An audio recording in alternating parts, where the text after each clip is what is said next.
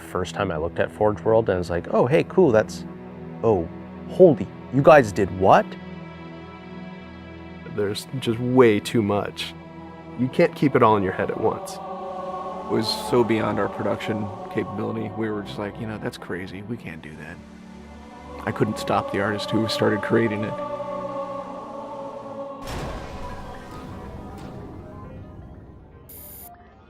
Forge is our editing tool that players can build their own maps. I mean, at its core, it's a map editor. We always had this vision right from the get-go, which is anyone can build anything. Giving the fans the tools they can take and run with it and make it their own. Forge World actually started as 5 separate maps. And I said, wouldn't it be cool if like you could play this and go over there and then play over there if you wanted? And Forge World was born. There were a lot of people telling us that, no, you cannot ship this as one big map. We have this awesome new automatically generated LOD system called impostering that makes objects that are really far away really cheap to draw. We're pushing what we can do with the Forge budget, so that lets us have many more objects up on the screen at once, which lets us put more objects into Forge. Interesting to take the Banshee or Falcon out for a spin in Forge World because it actually takes a while to get from one end to the other. The second you come into the space, you should know that you're on Halo.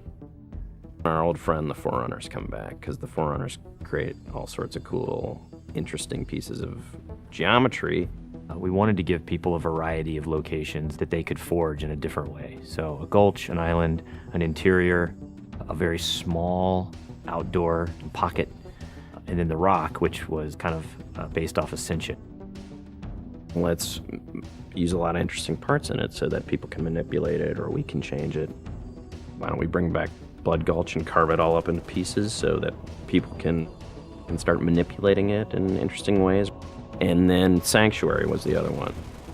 The Cage and Paradiso, that's just Chad and I playing with the map editor and actually building cool maps within Forge World. I mean, we were doing that exactly how the fans would do that.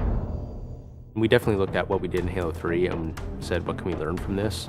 It's one thing to build just a stunning amount of map variants, but like nobody was expecting Forge art, I don't think. Like that was just a completely, whoa, what? The Rube Goldberg machines, yeah, those are everywhere. In Halo 3, it was cool that you could move things around, but it was still kind of clunky. And we're like, we have to make this better. What are some of the tricks that the community is using, and how can we make those not be tricks and just make those be tools? We took that stuff and made it like a real feature. There's normal, phased, and fixed. So normal is like Halo 3 style, it bumps into stuff when you let it go and it falls to the ground and moves around and stuff. And fixed is the same thing, except when you let it go, it stays exactly where it was. And then phased is the coolest because it means that while you're editing the object, it's not actually interacting with the environment. You can put it through a wall, you can put it, through other objects. Which changed everything for Forge, like immediately. It's much easier to build a Forge space. There's snaps and rotates and degrees and units that you can move things. You can be very precise. The camera controls, it's actually really good for object placement because like little touches on the stick don't translate into really sudden jumpy movements. And then we also have a fine editing mode. You click the stick in and then your camera starts moving very slowly. You're not spending like 3 hours trying to get one block to line up directly to 3 other blocks. You can select individual objects and say, get rid of all the objects of this type. So if you're trying to get rid of all the spawn points on a map because you want to go and replace all the spawn points, you can do that. You can do custom colors. You can take these Forge pieces and say, hey, that's blue. So the blue base can truly look like the blue base. Reach's expanded sandbox includes new things like, jetpacks. And if people want to build some sort of 3D map and really make use of the jetpack, they can do that now. Custom game options and Forge go together like peanut butter and jelly. You're able to do things with game types that people might not even expect. My favorite example is King of the Hill, where the warthog is the hill. I'm super excited to see what people do with it when it goes out, because there's so much crazy stuff in there that's amazing. We are shipping maps on the disc that we made in Forge ourselves. So The tools are there. If you have the time and the talent, you can make it.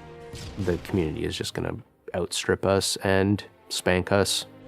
With the new tagging system, you can save a forged variant, you can post it to your file share, and then you can say, you know, sweet new map. Things that are good are downloaded by a lot of people and passed around to a lot of people, and that makes the really sweet stuff bubble up to the top. I'm looking forward to what the next big community game type is going to be. We realized that Reach was our swan song to Halo, and what better way to do that than to let people do what we've been doing all along, which is creating new cool maps. It's nice to go out with a bang, and this is a pretty big one.